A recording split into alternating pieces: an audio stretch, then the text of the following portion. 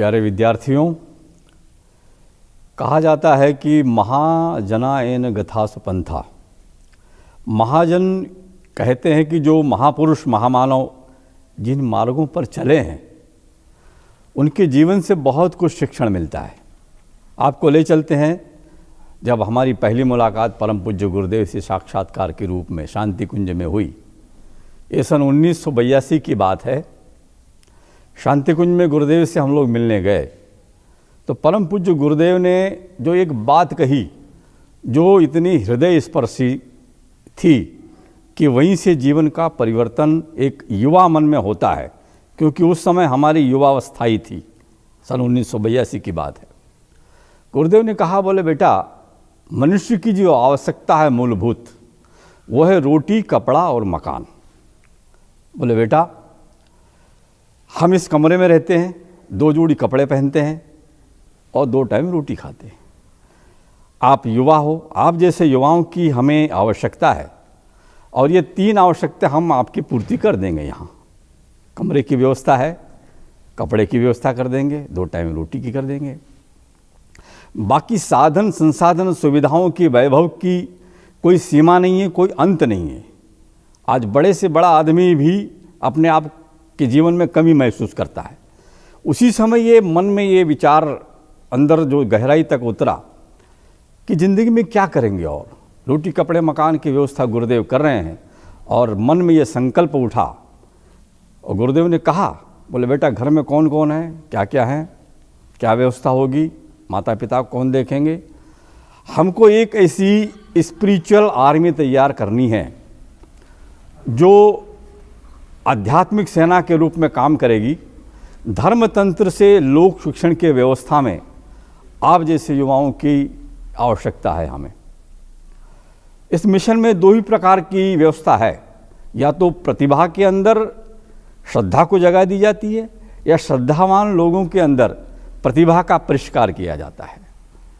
तो हमारे जीवन के अंदर बस यही संकल्प उठा कि हमको यहाँ आना चाहिए। प्रतिभा हमारे अंदर उतनी नहीं थी, लेकिन आज जो कुछ भी देख रहे हैं वो प्रतिभा परम पूज्य गुरुदेव की दी हुई है, उन्हीं के आशीर्वाद से हैं।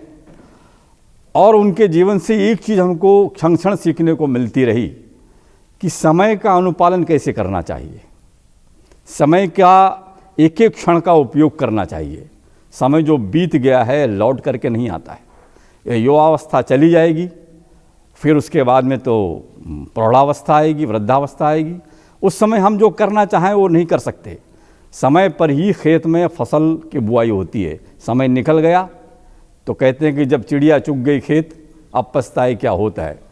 तो गुरुदेव ने कहा कि ये समय है और ऐसी प्रतिभाओं की, ऐसी युवावस्था की हमें आवश्यकता है। और उनके जीवन से हमने ये बहुत कुछ, आज तक भी हम लोग उनके विचारों से सीखते रहते हैं कि समय का अनुपालन करें, अनुशासन में रहें, प्रतिभा को परिष्कृत करें और अपनी इस युवावस्था का सही सदुपयोग करें। ये गुरुदेव ने अपने जीवन से सिखाया। सादा जीवन, उच्च विचार। सादगी में रह करके भी आप बड़े बड़े काम कर सकते हैं। उसमें बहुत ज़्यादा संसाधनों की आवश्यकता नहीं है। जो भी हमारे पास है उसका सही समय पर सही सदुपयोग करें, तो यही जीवन की सार्थकता है। प्यारे विद्यार्थियों, समय है, अवसर है, हम चूकें नहीं और निश्चित करें कि हमें क्या करना है।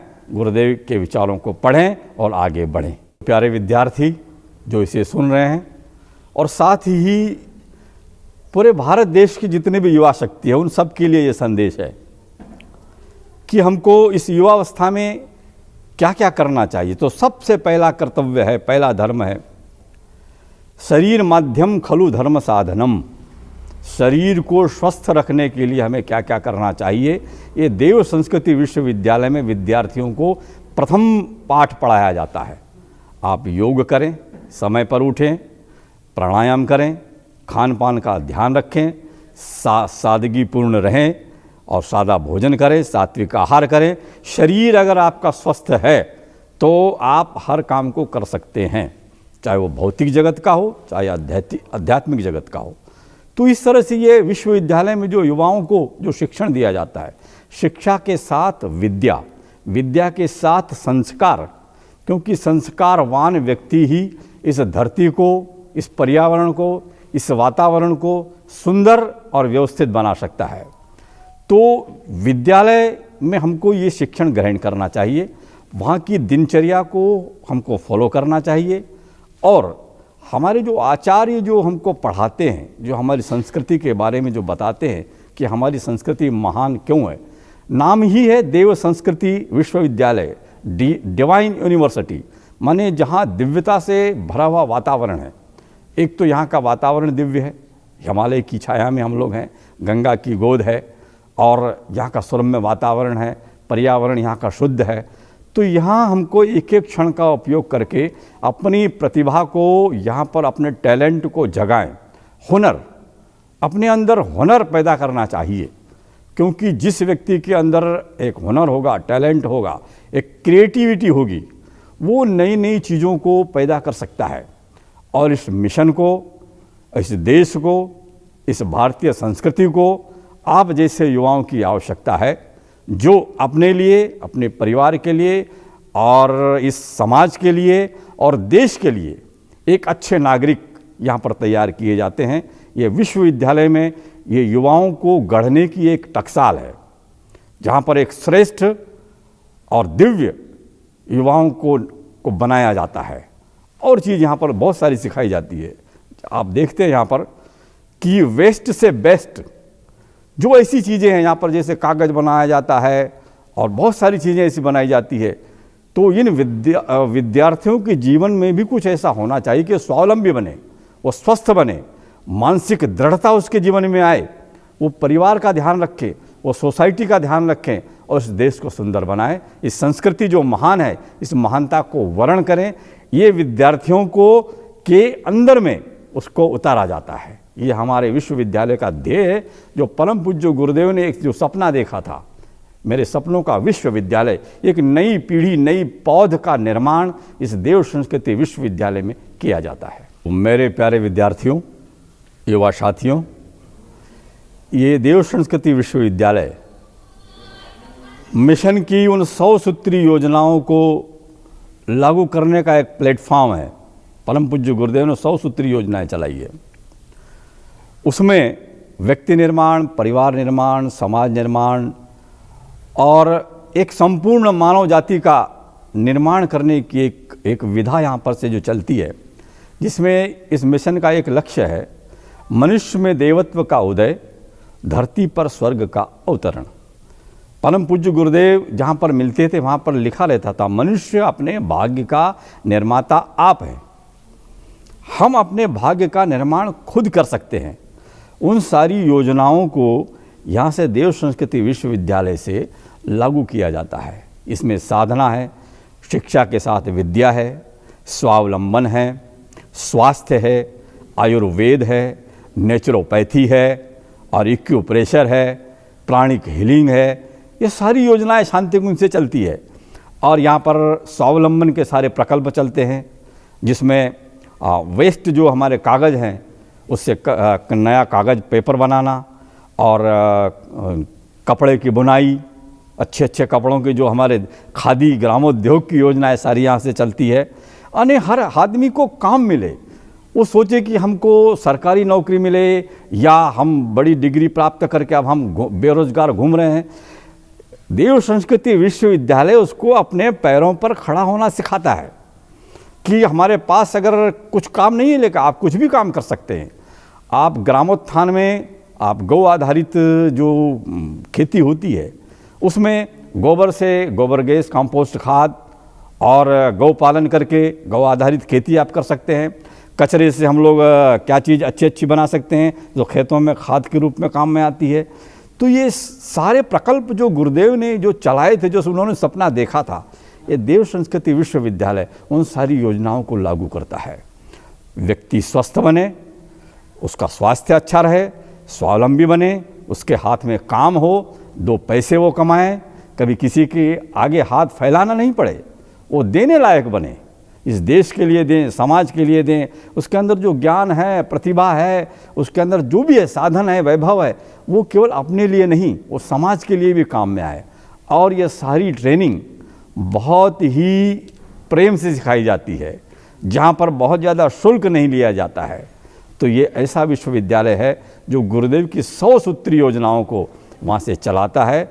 आप सबका स्वागत है। सारे जितने भी युवा साथी हैं देश में विदेश में या विद्यार्थी जो हैं यहाँ पढ़ रहे हैं, उन सब से हमारा एक निवेदन है, एक अपील है कि आप गहराई से पढ़िए इसको और जीवन में आत्मसात करिए और इसको लागू करिए और इस देश को, इस संस्कृति को आप महान बनाइए। स्वयं भी सुखी रहिए, परिवार को भी सुखी बनाइए और इस देश को भी समुन्नत और समर्थ बनाइए।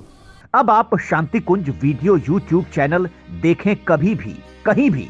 डाउनलोड करें Shanti Kunj video mobile app Google Play Store से। आज के समय में अधिकांश युवाओं में ये जिज्ञासा होती है कि हम अच्छे पद पर जाएं, श्रेष्ठ पद पर जाएं, और वो इसके लिए श्रेष्ठ पुरुषों का आश्रय लेते हैं, ये ढूंढते हैं, तलाशते हैं किससे हमें मार्गदर्शन मिले, प्रेरणा मिले। तो आज के समय में अगर वास्तव में जो मुझे अपने बचपन के समय में या युवावस्था में मिला और लगा, उसको देखते हुए मैं कह सकता हूँ कि गुरुदेव वास्तव में धर्म की परिभाषा हैं। धर्म अध्यात्म क्या है, अगर ये जानना हो तो गुरुदेव के जीवन को हम पढ़ लीजिए। बचपन में अक्सर ये जिज्ञासा होती थी कि कोई महापुरुष हमको मिले और हमारा मार्गदर्शन करे।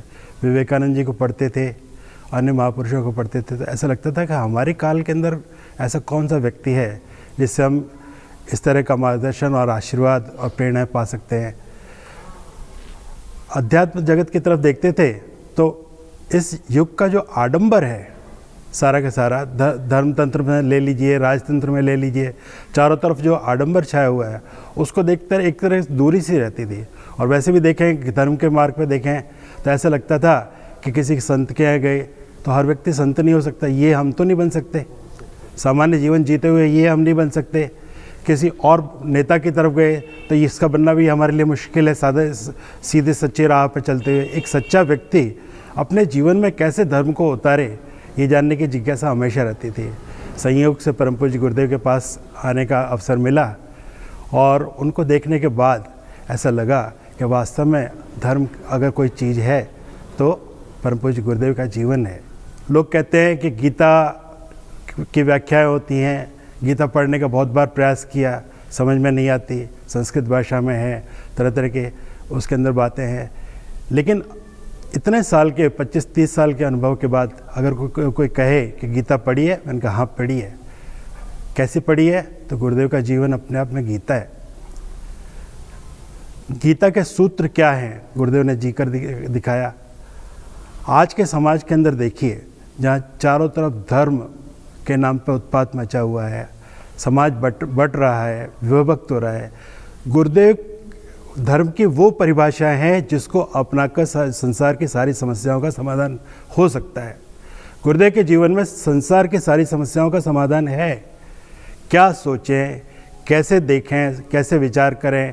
और इतने विरोधाभासों के बावजूद गुरुदेव ने जो गायत्री मंत्र को स्थापित कर दिया पूरे समाज के अंदर, आज हम धर्म को स्थापित करना चाहें तो गुरुदेव के मार्ग पर चलें, उनके विचारों को धारण करें और समाज में फैलाएं। निश्चित रूप से गुरुदेव का जो संकल्प है, एक राष्ट्र, एक धर्म, एक भाषा, वो साकार होता हुआ दिखाई देगा। तो गुरुदेव अपने आप में गीता की एक परिभाषा है, धर्म की एक परिभाषा है। तो स्वाभाविक रूप से जब गुरुदेव से पहली बार मिला तो उनकी आत्मीयता, कहते हैं ना कि एक चुंबकत्व होता है, गुरुदेव के एक अध्यात्म से एक चुंबकत्व जागृत होता है, एक संत के अंदर एक चुंबकत्व होता है। तो वास्तव में मेरी ही बात नहीं है, मैंने तो जितनों को देखा है, सुना है, पूछा है, सबने एक बात कही कि गुरुदेव से ज़्यादा प्यार हमको किसी ने नहीं दिया। 1 मिनट की बातचीत में गुरुदेव अपने को इतना अपना बना लेते थे, ये सीखने वाली बात है। समाज के अंदर देखो, संत तो बहुत मिलेंगे, धर्मगुरु बहुत मिलेंगे, अध्यात्मवेत्ता बहुत मिलेंगे, लेकिन पिता का मिलना मुश्किल है। गुरुदेव के प्रवचनों को उठा के देख लीजिए आप, कभी अवसर मिले तो आप सुनिएगा, उनके किताबों को पढ़ के देख लीजिए। लोग ज्ञानी तरह तरह के ज्ञान की बातें लिखते हैं, ऊंची ऊंची बातें लिखते हैं, अपने आप को मर्मज्ञ सिद्ध करने की कोशिश करते हैं, ज्ञानवान सिद्ध करने की कोशिश करते हैं।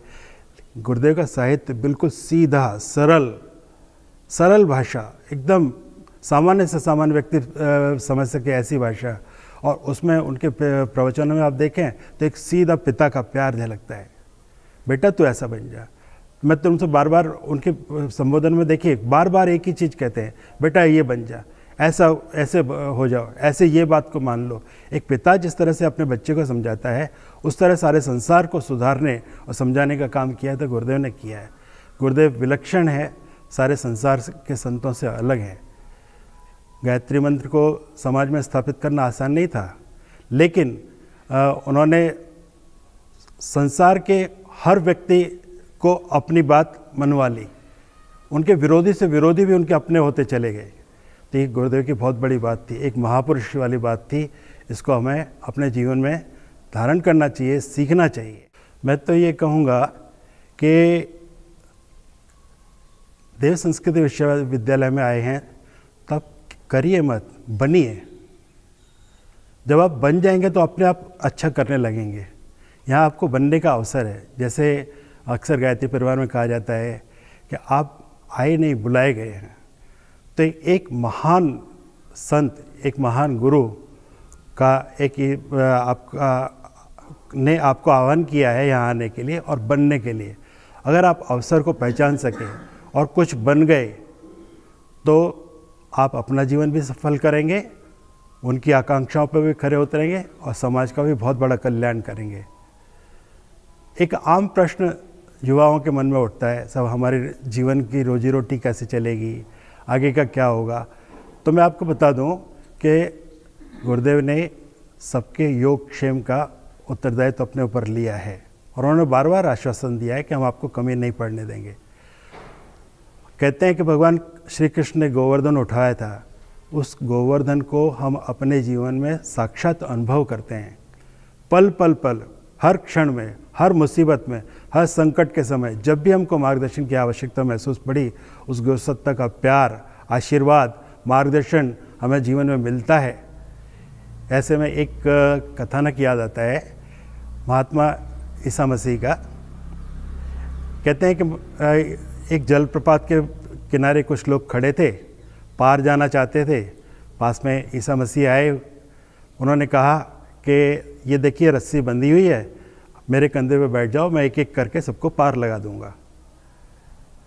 लोगों को जलप्रपात बहुत गहरा था, समझ में नहीं आई, लोगों को विश्वास नहीं हुआ कि एक पतली रस्सी पर ये अपने कंधे पे ले जाएं, कहीं हम गिर न जाएं। तो बार बार कहते रहे। फिर उन्होंने स्वयं चल के और जलप्रपात पार करके दिखाया, वापस आए, फिर कहा मेरे कंधे पे बैठ जाओ, मैं पार करा दूंगा। लोग तैयार नहीं हुए। अपने बच्चे को उनसे कहा कि बेटा तू बैठ जा। बच्चा बैठ गया, फिर जलप्रपात के पार चला गया। वापस आए, फिर कहा उन्होंने ईसा मसीह ने कि आओ आप लोग को भी एक एक करके मैं पार लगा दूंगा। किसी की हिम्मत नहीं हुई।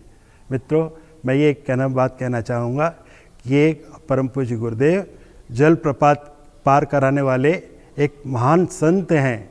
आप उनके कंधे पे बैठ जाओगे तो आपके जीवन का को जो सारा कार्यभार जो है, जो भी आप उनकी जिम्मेदारी पूरी कीजिए, वो आपकी जिम्मेदारी पूरी करेंगे। आपके जीवन की नैया को पार लगाने का काम गुरुदेव का है। आपको बहुत ऊंचा उठा देंगे। आप बनिए, करने की मत सोचिए, बनने की सोचिए। आप बन गए तो आप चाहे पायलट बनेंगे तो भी वहाँ श्रेष्ठ करेंगे, आप किसी दुकानदार बन गए तो दुकान पे भी श्रेष्ठ करेंगे। जिस विभाग में जाएंगे, जहाँ जाएंगे, अच्छा ही करेंगे। देव संस्कृति विश्वविद्यालय में आपको आने का मौका मिला है तो बनने का प्रयास कीजिए। आज समाज की सबसे बड़ी आवश्यकता है अच्छे इंसान। इंसान बनाने की जो फैक्ट्री है अपने देव संस्कृति विश्वविद्यालय, वो समाज का बहुत बड़ा उपकार है। अच्छे इंसानों की खोज सारे संसार को है, हर व्यक्ति को है, हर कारखाने को है, हर वर्ग को है। तो देखिए, देव संस्कृति विश्वविद्यालय में आपको जीवन जीना सिखाते हैं। सुबह से शाम तक की दिनचर्या है, गीता की कक्षाएं हैं, जीवन जीने की कला सिखाई जाती है। एक सकारात्मक वातावरण में ढालने का आपको यहाँ अवसर मिलता है। एक अच्छे वातावरण के अंदर आपको आपके जीवन का लक्ष्य आपको समझाया जाता है, बताया जाता है। और ये विद्यार्थी आज सारे संसार के अंदर फैले हुए हैं। गुरुदेव ने एक बात कही थी अपने अंतिम समय में कि मैंने 80 साल का जीवन जिया ब्रह्म कमल के 80 पंखुड़ियाँ जो है बिखेर दी हैं, ब्रह्म कमल के बीज चारों तरफ बिखेर दिए हैं। तो ये विश्वास कीजिए कि हम ब्रह्म कमल के वो बीज हैं। देखिए, सरदार भगत सिंह अकेले थे, शंकराचार्य अकेले थे, जो भी महापुरुष गांधी जी अकेले थे, गोखले अकेले थे। ये मत सोचिए कि हम कोई हमको सहायता देगा तब हम करेंगे। अकेला व्यक्ति अगर वो बन के गया है, शांति देव संस्कृति विद्यालय शांतिकुंज से बन के गया है, तो संसार के अंदर कमाल कर सकता है। कमाल सारे संसार के अंदर, जैसे नालंदा तक्षशिला से निकले हुए विद्यार्थी सारे संसार के अंदर अपना ज्ञान का विस्तार करके आए थे, उसी तरह का काम हमारा देव संस्कृति विश्वविद्यालय कर रहा है। एक इंटर्नशिप की बात लीजिए, हमारे यहाँ इंटर्नशिप अनिवार्य है। कहते हैं महात्मा गांधी ने अपना कार्यभार शुरू करने से पहले पूरे भारत का भ्रमण किया था। इंटर्नशिप में जाने के बाद हमारे विद्यार्थी समाज से सीखते हैं, उनकी पीड़ा को, उनकी व्यथा को अनुभव करते हैं। संसार क्या है जानने का अवसर मिलता है। ये दूसरे विश्वविद्यालयों में नहीं मिलता है, हमारे विश्वविद्यालय में मिलता है। तो देव संस्कृति विश्वविद्यालय एक तरह से व्यक्ति की संवेदनाओं को समाज के साथ जोड़ के, जो व्यक्ति के अंदर, युवाओं के अंदर एक सेवा का भाव जगा रहा है, एक सकारात्मकता का भाव जगा रहा है, एक ऊंचाई पर उठने का भाव जगा रहा है, उनके अंदर के महामानवों को जगाने का जो कार्य कर रहा है, वो एक बहुत महान सेवा है संसार की। और निश्चित रूप से इन्हीं लोगों के माध्यम से, देव संस्कृति विश्वविद्यालय के माध्यम से, देव शांतिकुंज के परिव्राजकों के माध्यम से दुनिया में बहुत बड़ा परिवर्तन होने जा रहा है। आप देखें, चाहे कार्य कोई भी कर रहा हो, संसार के अंदर तरह तरह के लोग हैं, तरह तरह के वो हैं, लेकिन विचारधारा गुरुदेव की ही उन्होंने अपना रखी है। कोई योग के क्षेत्र में, कोई राजनीति के क्षेत्र में, कोई किसी के अलग क्षेत्र के अंदर गुरुदेव के विचारों के आधार पर ही संसार में श्रेष्ठ कार्य हो रहे हैं। केवल भारत में नहीं, सारे विश्व के अंदर आप देखेंगे तो गुरुदेव का संकल्प साकार होता दिख रहा है। और देव संस्कृति विश्वविद्यालय उस दिशा में एक बहुत बड़ा अभियान शुरू कर रहा है। शांतिकुंज के स्वर्ण जयंती वर्ष के क्रम के अंदर बड़े बड़े अच्छे व्यक्ति आते हैं, उनके विचार सुनने का अवसर मिलता है, उनकी आकांक्षाओं को जानने का अवसर मिलता है, और उसके अनुरूप हमारे विद्यार्थी ढल रहे हैं। तो निश्चित रूप से समाज से जुड़कर हम समाज का बहुत बड़ा काम कर रहे हैं। अब आप Shanti Kunj video YouTube channel देखें कभी भी, कहीं भी। डाउनलोड करें Shanti Kunj video mobile app Google Play Store से। मैं तो अपने जीवन में यही चीज़ प्रयास करता हूँ कि अपने जीवन सरल और सहज और आदर्श कैसे बने, और इसी से ही युवा पीढ़ी, जो अगली पीढ़ी है, विश्वविद्यालय के छात्र छात्राएं हैं, उनको एक संदेश दिया जा सकता है कि व्यक्ति अपने जीवन को एक भारतीय स्तर के, उचित भारतीय स्तर के जीवन यापन करे तो उसके जीवन भी सुखद हो सकता है। दूसरा चीज़ हमने देखा परम पूज्य गुरुदेव के जीवन में, उन्होंने जितने सारे अपने जीवन में काम किए हैं, जो 80 वर्ष के साल में उन्होंने 800 साल के काम किए हैं। आप देखे होंगे उनकी साहित्य लेखन, सृजनात्मक काम, रचनात्मक काम, शक्तिपीठ का निर्माण, ये सब चीज़ें जो हमने देखा, उसमें मुझे लगता है कि उनके जीवन व्यस्ततम रहा है। तो उन्होंने हमेशा कहते थे व्यस्त रहो मस्त रहो। ये एक बहुत सीखने वाली चीज़ है, और स्टूडेंट की लाइफ में ये बहुत ज़रूरी होता है। हमेशा देखा जाता है कि स्टूडेंट बहुत सारे समय फालतू चीज़ों में बर्बाद करते हैं। तो व्यस्त रहेगा तो आदमी निश्चित रूप से कुछ सृजनात्मक काम करेगा वो।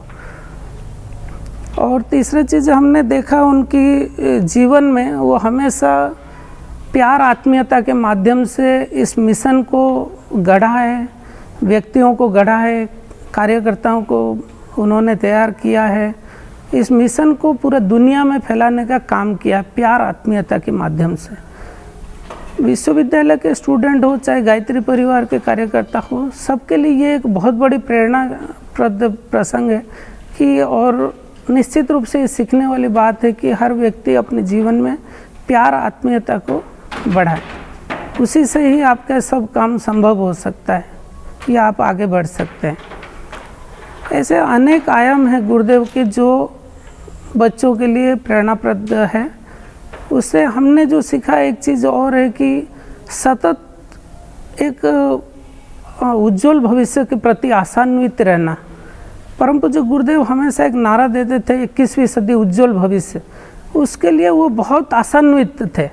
जैसे उनके अंदर एक दैवी प्रेरणा हुई थी, उन्होंने मिशन को गठन किया, ऐसे बच्चों को हमेशा आशान्वित रहना चाहिए, ये हमने उनके जीवन से सीखा। परम पूज्य गुरुदेव जो कि देव संस्कृति विश्वविद्यालय के कुल पिता है, उन्होंने जो उज्जवल भविष्य की कल्पना की, उससे जोड़कर ये देखा जा सकता है कि उन्होंने ये विश्वविद्यालय बनाने की संकल्प लिया और ये उनकी एक स्वप्न था, जिससे जैसे कि विश्वविद्यालय में एक देव मानव स्तर की व्यक्तित्व को गढ़ा जा सके।